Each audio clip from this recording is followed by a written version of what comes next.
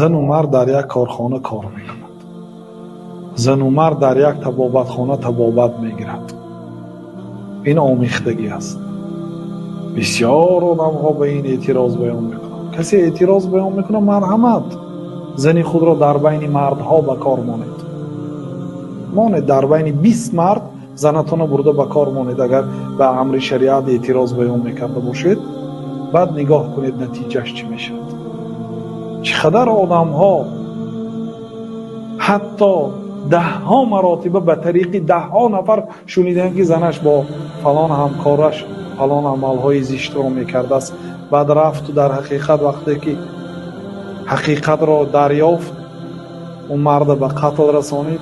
25 سال کنجی زندان، 35 ساله باشد 60 سال عمر رفت.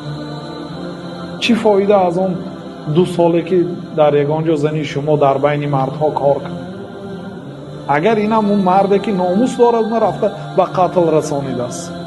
اون مردهای دیوس دیگه کار ندارن. شنوان هم پروانه میکنن، گولی خوشبوی همه بو میکند گفته نعوذ بالله میگردن میخیل دیوس.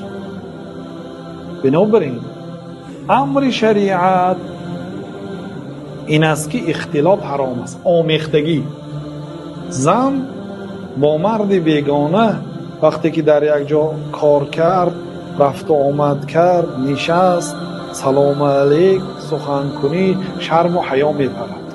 عاقبت این عمل زشت است. بنابراین شریعت حرام کرد. کسی معقول نیست مرحمت، زنش رو برده در نزد 100 مردها به کار ماند، بعد منتظر شد عاقبت بعد را.